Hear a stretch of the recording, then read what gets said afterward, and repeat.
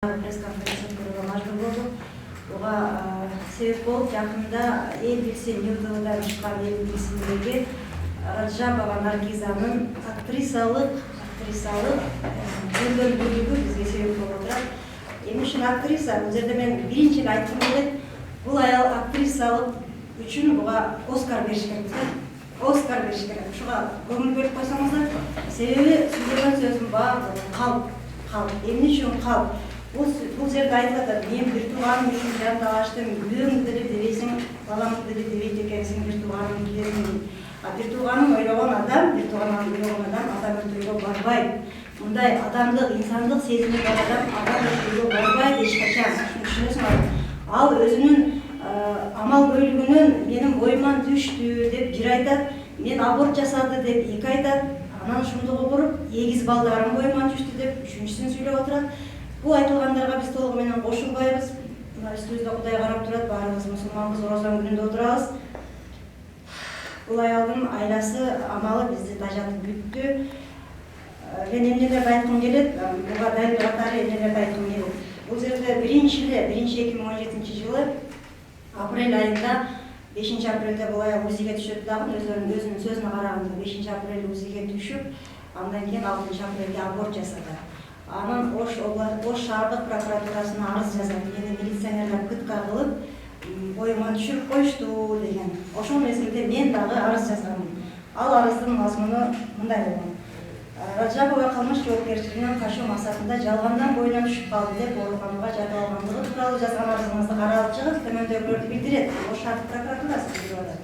Текшерүүдө Раджабова Ош шаардык прокуратурасынын милиция кызматкерлери карата күч колдонушу кыйнашкындыгы жөнүндө арыз менен кайрылгандыгы, арызды текшерүү алкагында тиешелүү экспертизалар дайындалып, бирок соттук медициналык экспертизанын 2017 жылдын 14 апрелиндеги 532 сандуу кошумча корутундусуна ылайык Раджабованын ич жана жыныстык мүчөлөрүндө жаракаттар байкалбагандыгы, анын боюнан түшүүсү Раджабованын арызында келтирген жагдайларга туура келбегендиги аныкталган деп мына милдетин аткаруучу, шаар прокурору милдетин аткаруучу Жолдошевдун мага болгон жообу бар.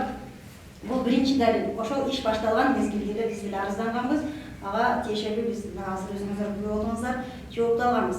Андан кийин буга мен кошулбагандыгымдын бирден бир себеби, дайым бул аял мошенничество менен алектенет экен дагы, андан кийин боюмда бар деген аялдык эң жогорку мындай боюнда бар аял эң сулуу аял деп айтылат эмеспи? Ушундай нерсени калкан катары пайдаланат экен да, себеп дегенде бул аял 2010 жылы соттолгон. Ошол мезгилде боюнда болгон. Андан кийин 2017 жылы мына март-апрелде дагы боюмда бар деп мындай кылмыш жазасынан качуу максатында дагы боюнда болуп атат. Дагы деле эмне үчүн дагы үчүнчүсүндү айтып кетким келет.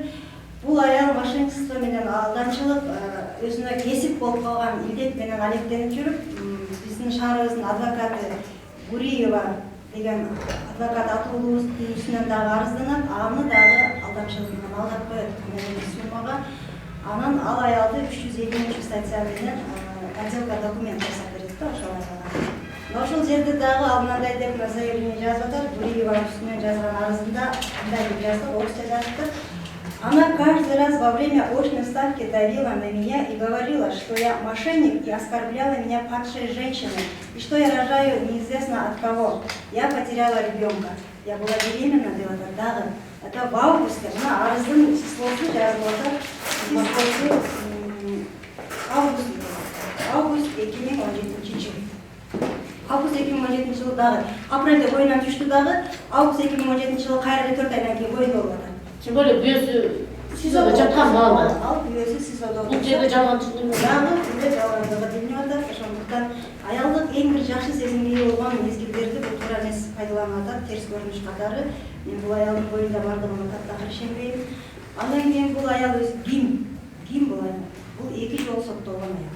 Биринчиси 2010 жылы, мына менин колумда өкүм бар. Бишкек шаарынын Свердловск райондук соту тарабынан 7 жылга мошенничество боюнча эркин ажыратылган аял. 2010 жылы август айында өкүм чыгып атат. 11 август өкүм. Бишкек шаары дейт. Бул жерде кайсы статья бар? 166. Эң кыскасын айтканда 166-нын 4 эпизоду боюнча 4 эпизоду алдамчылык. Мына өкүмдү окуп чыксаңыздар, бул жерде бул мошенница, башкача айтканда калпычы, алдамчылык эмес, бул воровка. Она воровала деп жазылды. Она не только мошенница, она и воровка. Бул ушундай өтө таланттуу, алдамчылык боюнча таланттуу аял экен, актриса болсо болгон экен, өтө элге таанымал актрисалардан болгон. Андан кийин мына экспертиза боюнча, онда экспертиза турат, Республиканский центр психического здоровья город Бишкек. Экспертизанын комиссия, бул жерде комиссия караган, комиссиянын составында 4 врач-психиатр болгон. Курманалиев дейт, врач-психиатр, эксперт высшей категории Аралбаев, врач-психиатр, эксперт высшей категории Кыдыралиев и магистр психологии Терехова. Мына ушулардын экспертизасында мындай деген жерлер бар. Состояние кандай деген суроого, соматическое состояние, со стороны внутренних органов без острой патологии. Демек, түшүнүктүү болот да баарыңыздарга. Без острой патологии.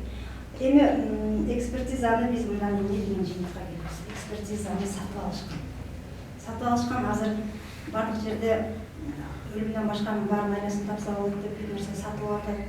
Керек болсо сиздер кантип болдуңуздар, урматтуу журналисттерди деле сатып алышат. Бир тараптуу биз тараптан эч кандай маалымат берилген эмес. Ошондуктан бүт нерсе бүгүнкү күндө сатылып калыптыр. Ошол эми кандай кылабыз билбейм, сиздер деле сатып алыш керек болуп калды окшойт. Эми андайга оразанын күндө кудай сактасын, биз андай жолдорго барбайбыз. Эми пытканын бирден бир себеби кайсы болуп атат? Булар адам өлтүрүп койду. Мен адам өлтүргөндүгүнө биз акпыз, биз көкпүз деп басып жүрүшөт да, айласын ар-айлан ойлопчу. Ал жөнүндө делодан сырткары чыкпайм, жабырлануучунун мыйзамдуу өкүлү катары дело менен таанышкам. Ал жерде көп жагдайлар бар. Мисалы үчүн эң жөнөкөй эле булар 2017 жылы 21 мартта саат 6-ларда бензин сатып алышат. Анын максаты өзүңүздөр түшүнүктүү. Кылмыштын изин жашыруу. Баарын өрттөп салса ким кайдан эмнени таап алмак да. Андан кийин 22 март күнү бул аял, ушул аял Раджапова Наргиза менин жолдошумдун тууганы Тешебаев Аскарбек деген кишиге, ал киши 2016 жылы май айында пенсияга чыгып кеткен, менин жолдошум менен чоң иштеген киши болчу. Ошого чалат дагы анын тууганы экендигин билип туруп, ага звонок кылат. Сиз менен консультация алайын деген, анан сизди камоого уру кирген боюнча консультация алайын деген. Ол чалат экен да, бул Раджапованын өзүнүн көрсөтмөсү. Бирок Тешебаевди сотко отурумга чакырганда, ал киши айтат, сизге эмне деп чалды деп суроо бергенде, ал айтат, мага сиз азыр пенсиядасыз, сизге жумуш керек эмеспи, жумуш таап берейин деп чалды деп атпайбы. Мына эки карама каршылык пайда болуп атат. Биздин жеке пикирибиз, мына менин деле эмес, биздин деле эмес, силердин деле оюңарга келип атат. Ал иш эмес. Менин жолдошумдун денесин, жансыз денесин таптыбы, таппадыбы, табыштыбы, табышпадыбы деген максатта чалып атат да бул аялчы. Ага буга дагы кошумча эмне айткым келет. 22 март күнү эле бул аял таксиге звонок кылат. 541-545 мыңдан ошого звонок кылат дагы такси заказ кылып, такси келет. Такси келгенде бул таксисттин показаниясы менин сөзүм эмес, делода турат. Ал жерде айтат, таксистке айтат, учарга алып барасың дейт да. Анан машинага күйөөсү, жанагы чолок күйөөсү, Шабралиев, анан 6 жашар баласы үчөө отурушат. Үчөө отуруп Ленин көчөсү менен такси айдаганда бул аял айтат, жок, Абжалова көчө менен айда. Себеби булар Абжалова көчөсү менен айдаңыз дейт да, көчө менен барганда, ошол менин үйүмдүн машинасы турган жерге жеткенде, эмеге учарга жетпестен туруп каналдын боюна барганда артка бурул дейт да. Анан алар артка бурулуп, кайра кетишет дагы, бул таксисттин көрсөтмөсү. Мына ошол жерден дагы биз эмнени айта алабыз? Преступник всегда возвращается на место преступления.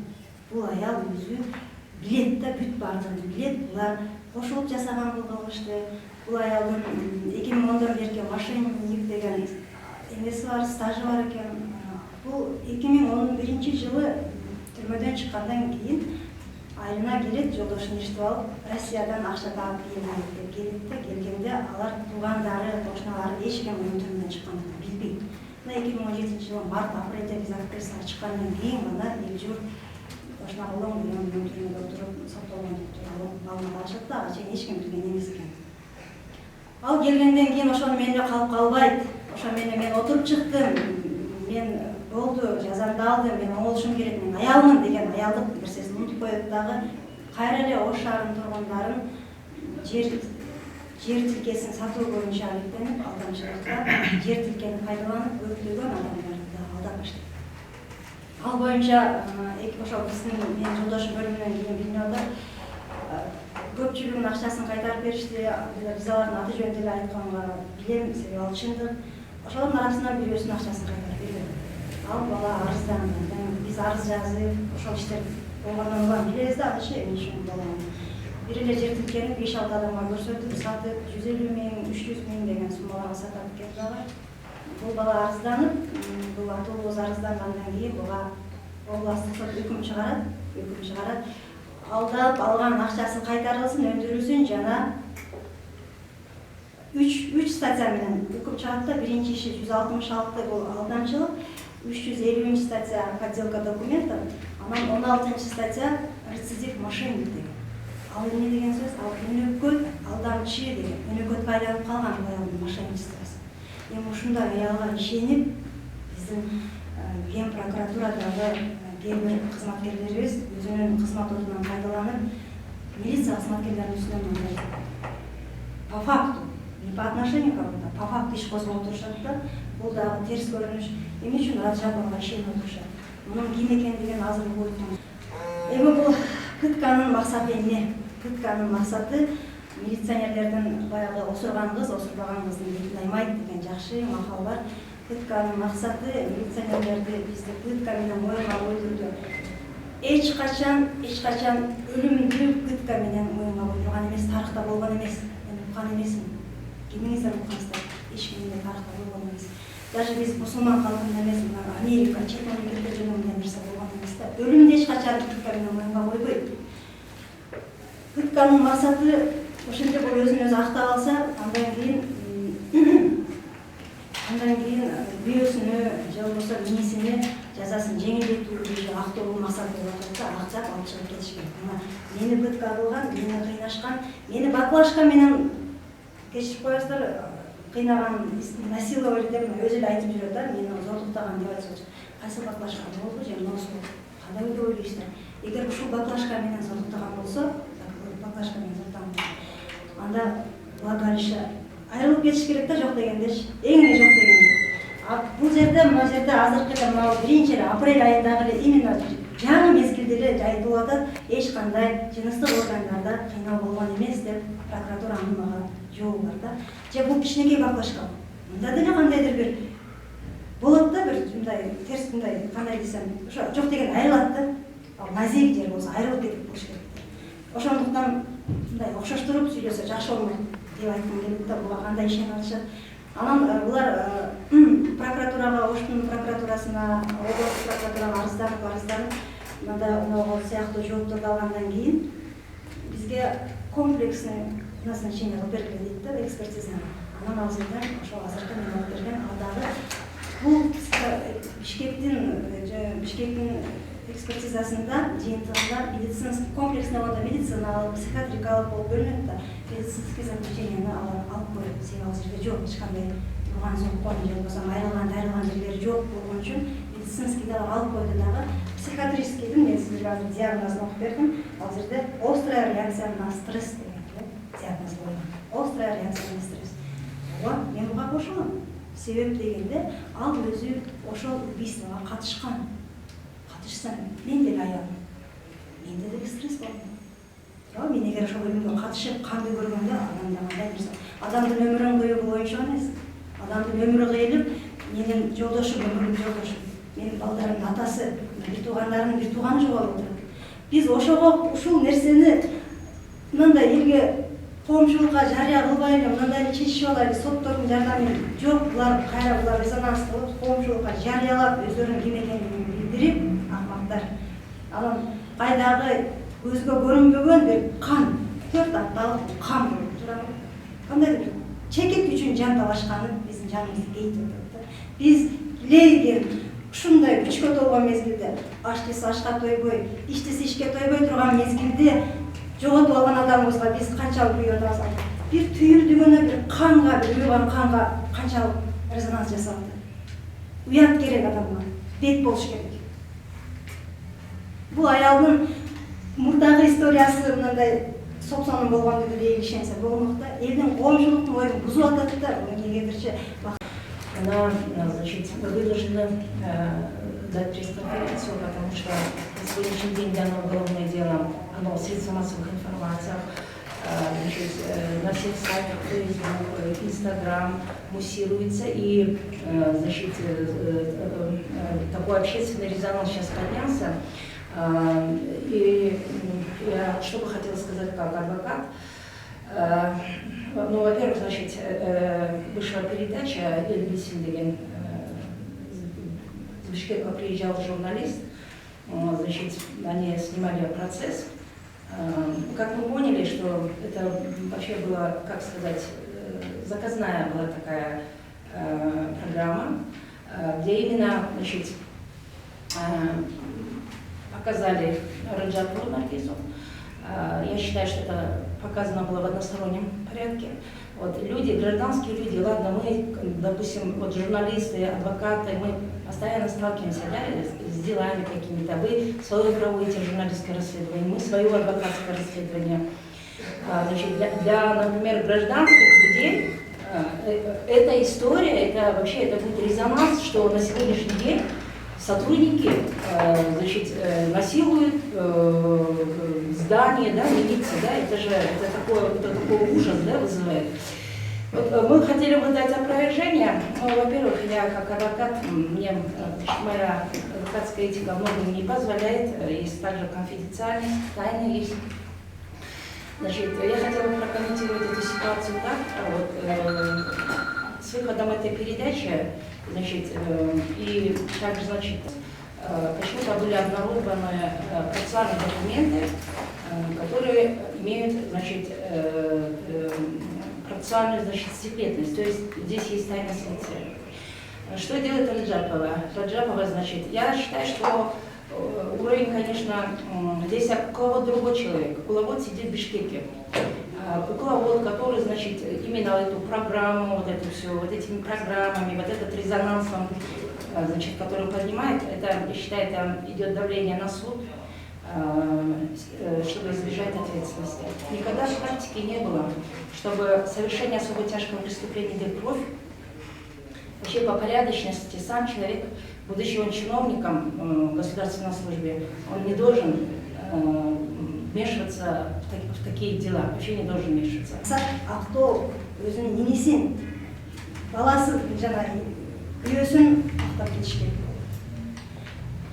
Максат ушул да. Эми буга бизде милициялардын үстүнөн иш козготуп, буга чейин эле азыр бизде НПОлор бар, неправительственный организация.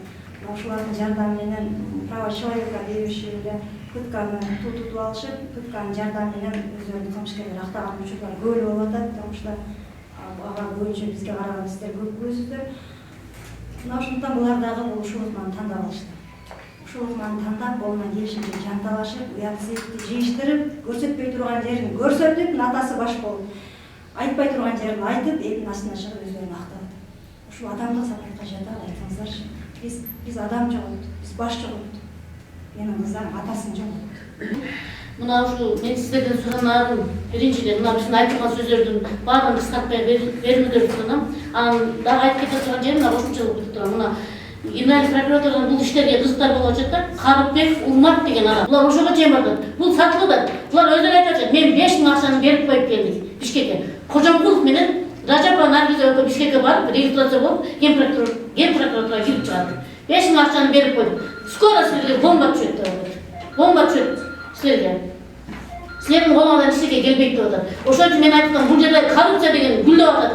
Кыргызстанда өрчүп, өнүгүп кетип атат. Ушул жерден айтып кете турган нерсем дагы Сооронбай Шариповичке айткым келет. Ушул коррупцияны айткан сөзүңүзгө биз ишенип, кайрадан ушундай ак прессаларга чыгып атабыз. Бишкекке чейин барып келдик. Сизден суранып, ушуну өзүңүздүн көзөмөлүңүзгө алып, карап берсеңиз. Коррупция ушул жерден гүлдөп атат. Карыпбековдун күнәһын алып коюңуз керек болсо. Мындай акчаны адам өлүп калгандай сатылбайсың керек болсочу. Акчанын эмне кереги бар? Канга буланган акчанынчы. Кереги жок. Şu Карыпбековго мен суранып кетем, Карыпбековдон дагычы. Ушул ишке киришпесин. Тура айкындык кылып биз чындыкты издейбиз. Чындыкты гана көрсөтүп бериңиздер, суранабыз сиздерден.